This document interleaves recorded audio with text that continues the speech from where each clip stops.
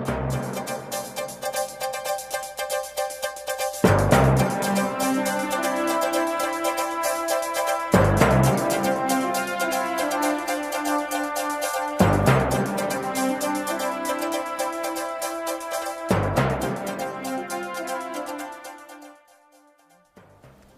and welcome to Sounding Board, a community access television production of Disruptors International of Novato. My guest today is Dr. Mohammed El Majdoubi, who is an associate professor of neuroscience at Dominican University of California. My name is Madeline Peters, and I will be interviewing Mohammed on the topic of endocrine disruptions and the developing baby brain. But before we begin, just a word about Disruptors. Disruptors is an international organization that advances the status of women and girls, locally and internationally. So, Mohammed, thank you very much for agreeing to be here and for your willingness to talk about your own research. I know your research is varied on many topics relating to neuroscience. I'm particularly interested in this topic. I'd like you to give a little bit of background on yourself, and so almost like your arrival story to all of this, and then get into your talk on endocrine disruptions and the developing baby brain. I'm sure that's of interest to lots of people because we're learning more and more about brain functioning and how it works. But again, thank you very much for being here. So, go ahead. Thank you for inviting me. The endocrine disruption itself, so I grew up in Morocco. I studied in France, where I have a PhD in neuroscience from the University of Bordeaux. I had held several research positions. After France, I was hired by the University of Pittsburgh Medical Center in the primate center, where I studied puberty, what triggers puberty in human and why it's at different ages and depends on weight and depends on things like that. So it was a fascinating topic. I then was hired by University of California in San Francisco, which brought me to the Bay Area, and I could not go anywhere else. I feel at home here. It's a common story. It is good. It's the oasis of the immigrants. I think I found my place. And so I have probably endocrine disruption and neuroendocrinology have been always my topic, let's say, by training. And I'll explain a little bit what it means. But what brought this topic to me is I'm a father of 3 young kids. I have a 7-year-old Nina and a 4-year-old Layla and then a 1-year-old Zach. And so it has always been an interest for me, but almost theoretical. It's just study how hormones work and how they trigger puberty, how they help us deal with stress, metabolism, driving our lives on a daily basis. And my Nina once was tested randomly for she's breastfed, so they were looking at her level, whether she was anemic or not, or whether it was the time for she was breastfed for 16 months. So at some point we needed to move on to weaning her, and the test was a random one, and she came up with a high level of lead. That was surprising to us because we tested our home and there was no source of the lead whatsoever. And so this is someone who lives with me, and I know how her lifestyle. Sure, yes. And there was, we tested the water, we tested the soils, we tested the painting, and so we still don't know how she cut that. We're happy that the level was modest, yeah. So it was not. But imagine that we live in a poisonous environment for our kids, and for us adults, I don't see it as the same problem because the doses that can affect a kid is very small, almost a dose that cannot be felt by an adult. Right. So the impact is on the kids themselves. It can be very profound. A modest amount can have a profound effect. Exactly. So even any low dose can interrupt. So this was brought back close to home, and this became a topic that's close to my heart. I would like to know how to avoid first getting into this kind of situations, because we couldn't even figure out where it's coming. We realized later on that a lot of toys are full of toxins. I mean, any cheap made in China is usually, I would keep it away from my children. Well, you see those reports in the papers all the time, and high levels of toxins. But to me, it's always bothered me that these are only a few items that reaches public knowledge. I know there are many more that we never see. So exactly, and lead and mercury, for instance, are almost common knowledge. We always, don't eat seafood because of an accumulation of mercury, especially for seafood that's farmed. But another, and these are known as being neurotoxic. They actually harm the brain in a major and obvious way.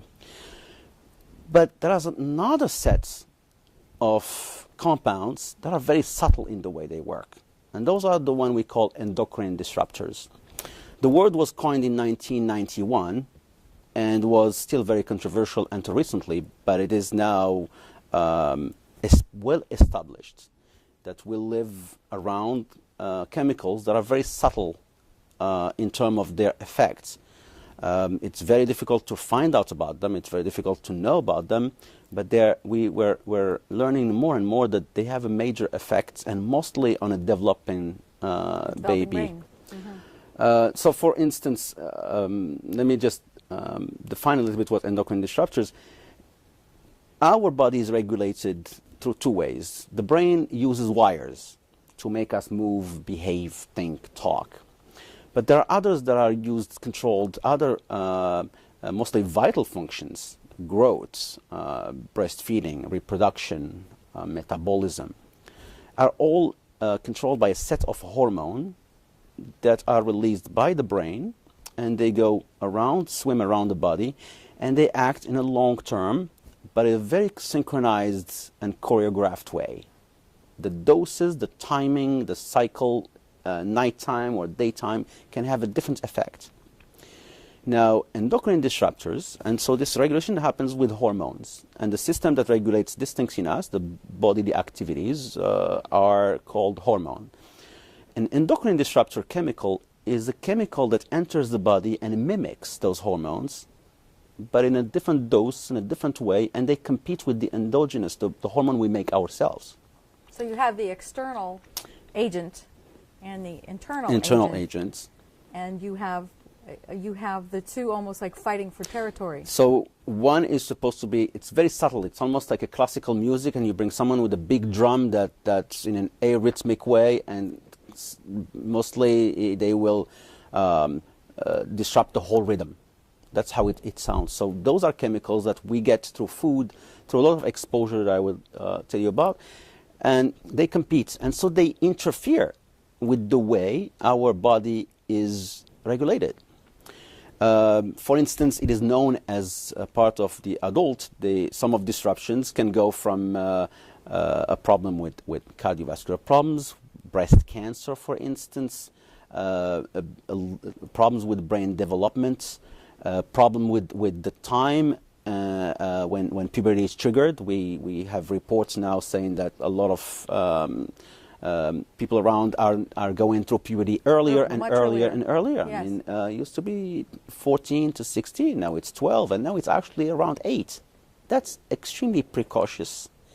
And we think that in addition to other factors that are involved in it, these chemicals getting into your body when they are not supposed to be in there, and do things that they're not supposed to happen at that time, because a major interference with the physiology of how we live and how we regulate things that are important. So let's take some example, for instance. So while we know that we can avoid things like lead and mercury, who knows that when you drink a can of Coke, you're drinking bisphenol A. It's a plasticizer. It covers the inside of cans and covers the inside of every plastic bottle that you use. So we have this tendency to just go and buy any spring water as long as it's in a bottle. Any time you leave that bottle in your car, the bisphenol A, which it's a compound that's basically made to, the plastic is liquid and soft, and so in order to make it strong and in the shape of a bottle, you have to add chemicals that are called plasticizers. Bisphenol A is one of those. 94% of Americans that were tested had traces of bisphenol A in their urine. So it's widespread Yes. everywhere. The receipts that you get from when you pay a ticket or when you get a receipt from a gas pump has covered with bisphenol A. So your hands, once you catch that receipt and you touch your mouth, you're eating some of that. Bisphenol A is one. Another compound we know of, it has been used a lot, is flame retardants. They're on our couches, they're on our comforters, they're on our clothes. And those were supposed to be a good application of a chemical that slows down fire. But an old couch started disintegrating. And so that layers was covering it in order to protect it from fire, started getting into carpets, and started getting into clothes. And so imagine a crawling baby licking everything they can, because that's what they live, Right. that's through their mouth that they touch and they engage the world. Those babies are eating things that are extremely dangerous for them. Yes.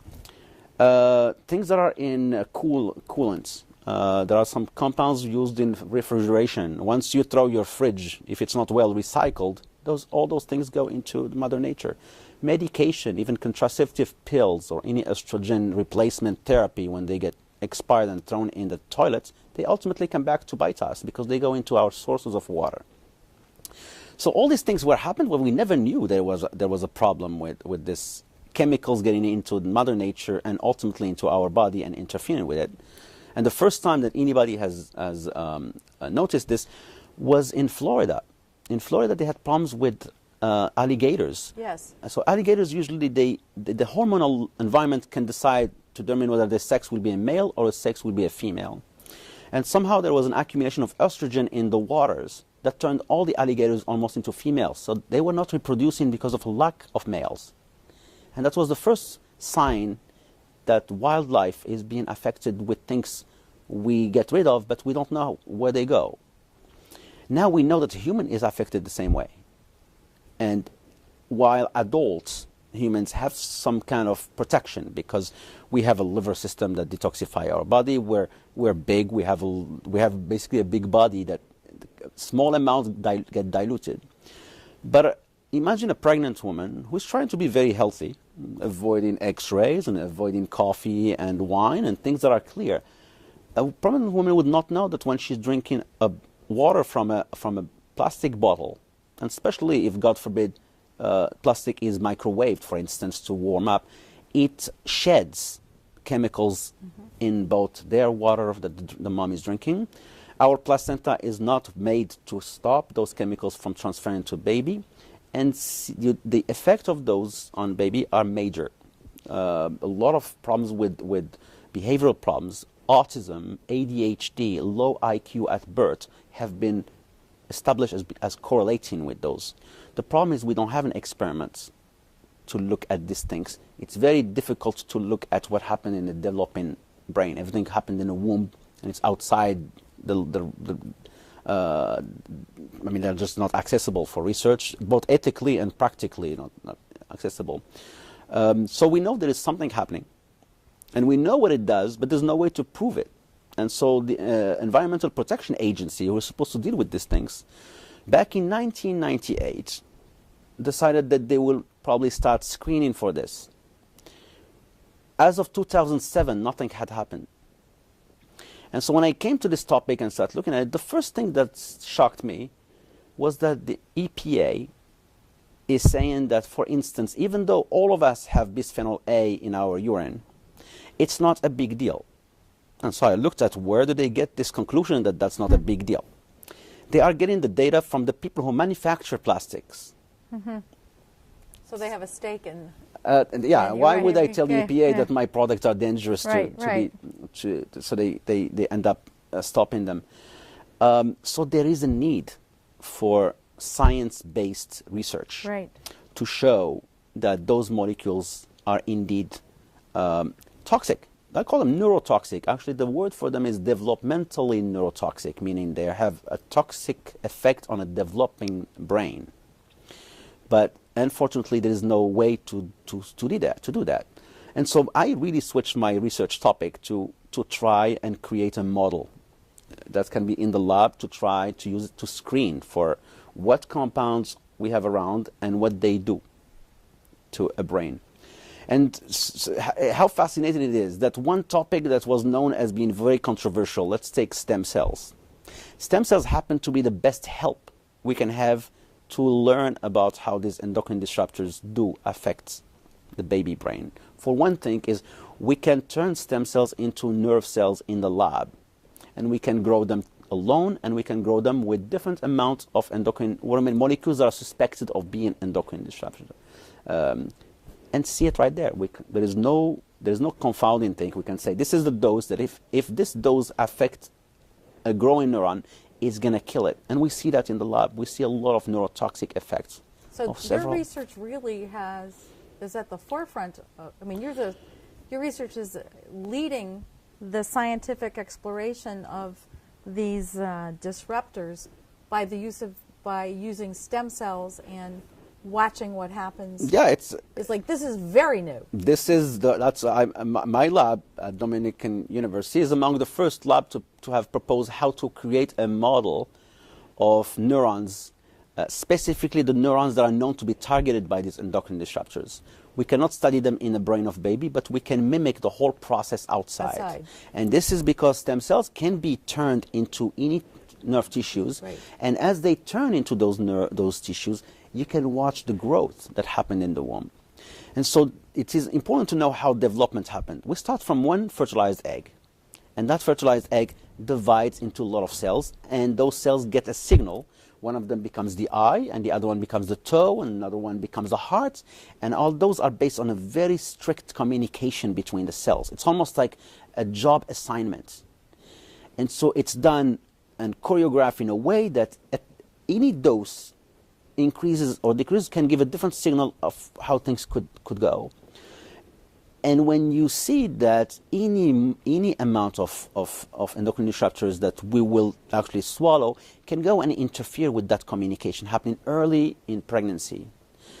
In general, when the baby is affected too badly, what follows is a spontaneous abortion. So we don't never know whether it was just a natural abortion or is it a chemical-triggered abortion. One way we try to avoid this, because EPA is not taking any role, is to try at least to avoid having those kind of chemicals around us. But they are not labeled. Most of them are still being labeled whether they are endocrine disruptors or not. So they have to go through a definition. They are accumulating in our waters, in our rivers, in our food. And they are in pesticides, they are in fungicides, they are in fertilizers, everywhere. And so recently, I don't know if you followed the study from Stanford, that a meta-analysis of different studies claimed that there is no difference between buying food that's organic and food that's not organic, because supposedly... In terms of nutrition. In terms of nutrition. So that's when you point the moon to a monkey, the monkey fixes its look on your finger, not on the moon, missing the whole image. The nutritional part of those, nobody has said that organic food has a better nutritional content than non-organic food.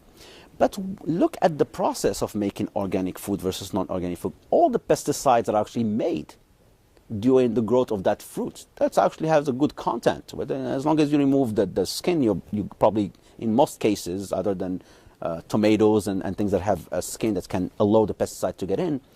The problem with non-organic food is not just the content of the food, is the fact that in the process of growing those food, we pollute a lot of our waters, our lands, and ultimately they come back to bite us. And so when we talk about an organic food not being as good as an organic food, we have to take into account not only the selfish look at how an adult behaves when it's eating an organic versus non-organic banana, but the whole process of farming with and without pesticides, with and without fertilizers. Those accumulate. Those are errors that will not be forgotten or forgiven, because they will be there for us, for our kids and our kids' kids, that they will be harmed with it. And the more we go, the more it accumulates, and the more those doses become disruption not only to the physiology. At this point, they become really toxic.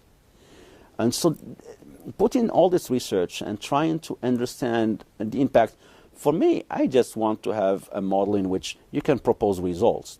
There is nothing to be discussed about this. This is obvious. And Yes. everybody who works with this in the lab know that it's obvious that endocrine disruptors do harm the growth, harm the physiology, and harm and primes the body for a lot of diseases we see later. Just take breast cancer. Breast cancer was supposed happened a lot with how long a woman is exposed to actually estrogen, for instance. Even though you can get rid of your estrogen after menopause and you're not taking any, let's say, hormone replacement, things that are in Mother Nature, there are artificial estrogens as part of this endocrine disruption. And so while a person thinks that they are healthy, they're actually eating things that can accumulate and trigger problems that are cannot be foreseen because we don't know about them. It's in the realm of the genetically modified organism in terms of labeling. We don't know. There is nobody screening for them, and so there is not even a knowledge of what are all the compounds that we know that are endocrine disruptors. And so that information, because we don't know it, and you said labeling, the public has no idea. They were basically in the dark. And so whenever I tell my students, what are you having this plastic bottle for? Well, it seems to be healthy and it's clean. But I said, you know, the tap water in the Bay Area is a lot cleaner and more regulated than any of the water you get in those bottles. Every time and if you use the bottle, if God forbid you use the bottle and reuse it to fill it with water, which is what people, the more you use that bottle, the more bisphenol A gets out. Sheds into the water. So it's harmful on a daily basis. We don't see it right then, but it accumulates to a point where in your body, it's almost like keeping tab of how much you got inside you. And at some point when they reach a dose, they can harm even an adult, let alone a baby growing in the womb. What is it that's happening now, since you're sort of leading the way in terms of this kind of research? It's one thing for you to come to the awareness and knowledge of this because of the lab that you have access to, and what do you do as far as generating public awareness, or what can be done to generate public awareness about this? This is a well-educated community. We live in a beautiful area. It's people are encouraged to have good diets and exercise and all of that, but the kind of things that you're talking about really don't seem to be part of anyone's general knowledge unless you're tied to people who do the kind of research you're doing. Yeah, and I think things that we're doing here is part of it. The word has to come. If the EPA does not want to take their job seriously, we have to lobby our Congress, our representatives. We need to let them know that this needs to be regulated. California is in the front line of this kind of things. This is a well-educated state that has a history of intellectual self-defense almost. We Yes. lead the movement in cleaning our environments and taking care of ourselves and the future of our environment and wildlife and human beings. But this is a big country. And when the economy is the way it is, you can't ask someone to start growing, farming in an organic way, or investing more money in cleaning our waters. And somehow there is this kind of very tunnel vision of things that if I don't see it, it's not there. Well, that's the same, the people who are involved in studies in the ocean. It's like the general public is, if it's below the surface, it doesn't exist. Exactly. So if there are problems that are happening because of non-native species in the bay, well, I'm sorry, I don't see that, I don't care. yes. So you're running into the... Well, at least we should not let people in the dark. Things like this should be known, and it's mostly known, but it has to be publicized.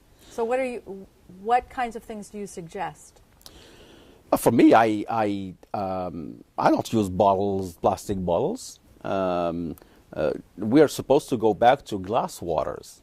Correct. Like glass bottles, Yeah. because they don't shed anything.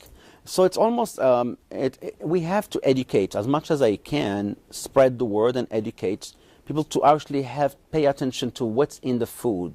Why aren't we labeling what we eat? If there are compounds known when you buy clothes or when you buy TV, or we might change what we buy and how we recycle things.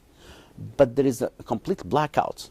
Not intentional. This is not a conspiracy theory. It's just that those kind of things, it's far away from our eyes, and therefore it's far away from our worries. It's not something I see. It's accumulation of toxins happen in the long term. After all, there are other things that are toxic to us, from the pollution on our highways to secondhand smoke to a lot of things that can be. But we're affecting kids here. This is something that crosses from the placenta and affects how our babies, not just at birth, but they get primed for a long life of problems. Yes. Based on this. So education is one. Activism about making sure that we take our priorities seriously and clean up around. They look up manufacturing companies that throw things in the rivers. The Hudson River was full of toxins until recently. Yeah. So it's an environmental problem. It's a big environmental problem, and there are solutions to fixing environmental problems through education, but also through efforts of making sure that this is a priority, budgeted for, and acted upon.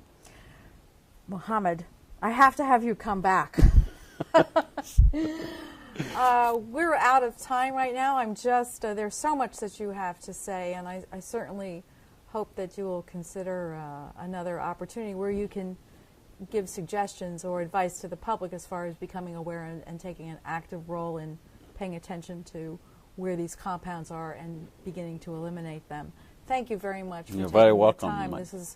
I'm completely mesmerized by the information. I want to take this opportunity again to thank Dr. Mohammed El-Majdoubi for being my guest today. This is Seroptimus International Sounding Board, a community access television production of Novato Public Access Television. Thank you very much.